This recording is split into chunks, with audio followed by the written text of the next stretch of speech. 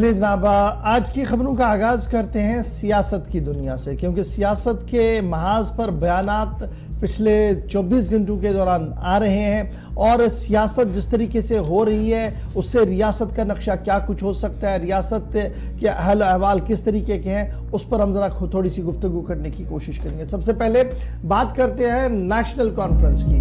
National conference के senior leader doctor Mustafa कमाल का हुकूमत पर वार, यानी डॉक्टर मुस्तफा कमाल ने भारतीय जनता पार्टी को आड़े हाथों लिया और यह साफ कर दिया कि जिस तरीके से जम्मू कश्मीर की इख्तिसादियात और तरक्की को मिस इंटरप्रेट किया जा रहा है, यानी गलत तरीके से पेश किया जा रहा है, वो इंतहाई अफसोसनाक है। सन 47 से लेकर 2019 तक की तरक्की की रफ्तार को देखा जाए कि जम्मू कश्मीर बशमूल लद्दाख के अंदर किस तरीके से तरक्की की गाड़ी चल रही थी और मुल्क भर के अंदर क्या कुछ हो रहा था। उन्होंने कहा कि हुकूमत का टोला, अल्फाज यही इस्तेमाल किए गए हैं कि हुकूमत के अंदर बैठे कुछ लोग गलत फहमी का शिकार है और जिस तरीके से वो मिस इंटरप्रेट करते हैं, जिस तरीके से वो गलत फहमियां पैदा करते हैं, शायद उन्हें यह लग रहा है कि इससे उन्हें सियासी फायदा होगा। अगर उन्हें सियासी फायदा मिला होता 2019 के बाद तो अब तक जम्मू कश्मीर के अंदर चुनाव किए गए होते हैं। उन्होंने कहा कि 47 के बाद जैसे भी हालात रहे, जिस तरीके के भी हालात रहे, हर वक्त अवाम की खिदमत की नेशनल कॉन्फ्रेंस ने, और यही वजह है कि जिस खिदमत का सिला उन्हें बार बार हुकूमत में आने का मौका भी मिला है।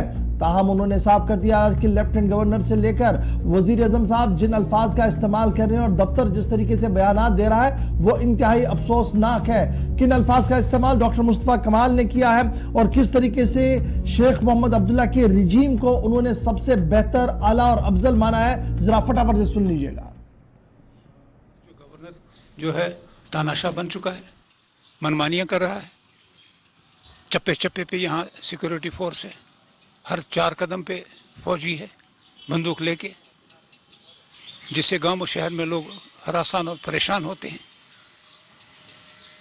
क्या करेगा फारूक साहब?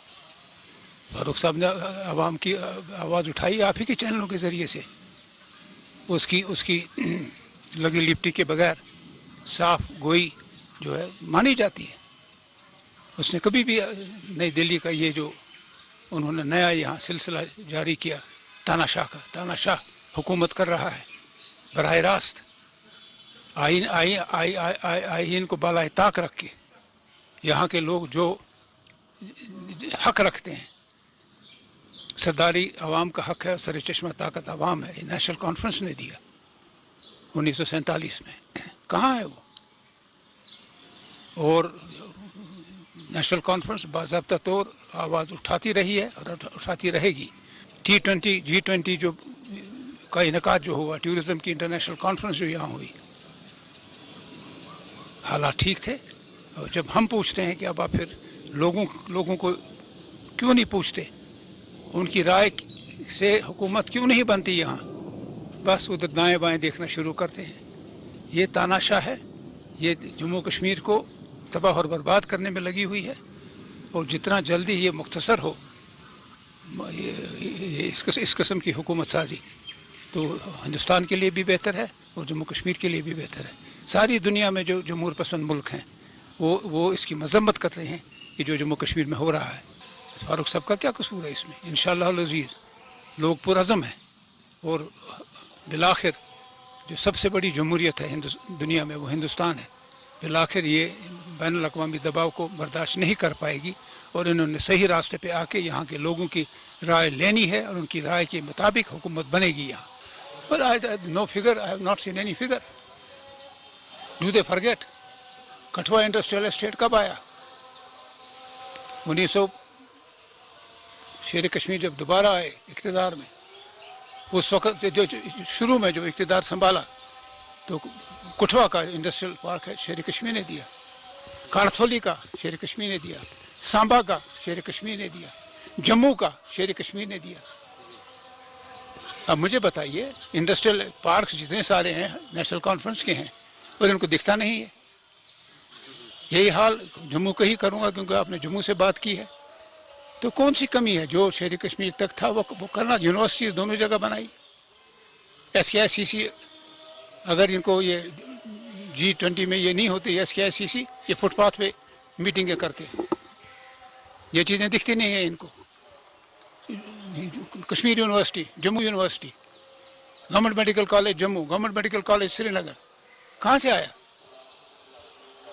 آپ یہاں کے نوجوان ہو, مجھے یہ افسوس ہے کہ نوجوان ہونے کے بعد بھی آپ ان چیزوں کو لیتے ہو اور ان کے سوال کرتے ہو.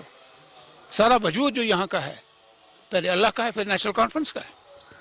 آج آپ پڑھے لکھے ہو, کھاتے پیتے ہو, گاؤں و شہر ہر گھر میں ٹی وی ہے, ہر گاؤں میں گاڑیاں ہیں, کوئی پیدل نہیں چلتا ہے.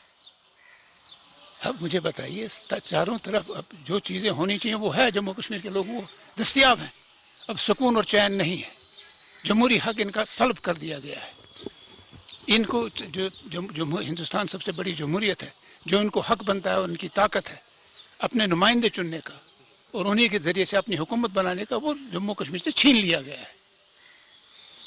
جو سب سے بڑا نقصان ہمیں مل رہا ہے وہ تاناشاہ جو ہے دلی میں بیٹھا ہوا ہے, اور جو تاناشاہ یہاں مقرر کیا گیا ہے LG, وہ منمانیاں کرتے ہیں. 4 چیزیں یہاں کھڑی کریں گے, پھر کہیں گے انہوں نے کیا کیا. تو ووٹ کیوں دیتے تھے لوگ ہمیں؟ آپ ڈرتے کیوں ہو یہ الیکشن کرانے میں؟ کیوں ڈرتے ہو؟ آج سے پہلے جتنے بھی آج LG صاحب نے تو دوسرا کلام کیا کہ یہ جو ہے یہ الیکشن کرنے کے بارے میں کچھ کہا ہے, مجھے اس وقت یاد نہیں آ رہا ہے. سوال پیدا ہوتا ہے اگر یہ ساری چیزیں ٹھیک ہیں تو لوگ غلط ہیں. نیشنل کانفرنس نے سب غلط کیا ہے. یہی کچھ آ کے لوٹ کھسوٹ کر کے نیشنل کانفرنس کو الزام دیتے ہیں, تو یہ سراسر غلط ہے.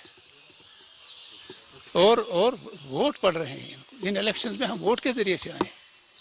یہ آئے ہیں ڈائریکٹلی دلی سے کرسی پہ بٹھانے کے لیے, اور پھر ہم پہ طنز کر رہے ہیں, نیشنل کانفرنس پہ الزام لگا رہے ہیں. ان کو شرم آنی چاہیے. اگر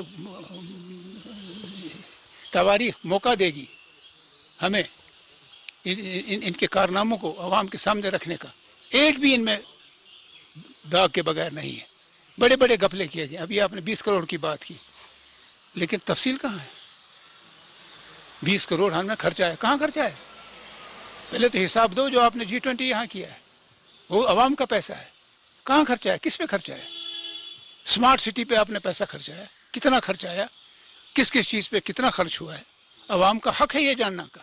آپ منمانیاں کر رہے ہو, خود ہی کر رہے ہو, خود ہی پیسہ لا رہے ہو, خود ہی کام کر رہے ہو, اور اپنی چھاتی تھپتھپاتے ہو کہ ہم نے یہ بڑا کمال کیا ہے.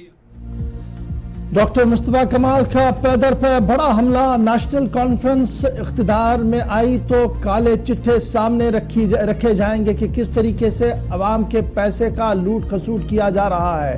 نہ صرف اتنا کہ عوامی منتخبہ حکومتوں عوام کو یہ حق حاصل ہے کہ وہ منتخبہ حکومتوں کا قیام عمل میں لائیں, لیکن بڑا جمہوری ملک ہونے کے باوجود جموں کشمیر کو اس سے مستثنا رکھا جا رہا ہے. اس سے بڑی بدقسمتی کیا ہوگی؟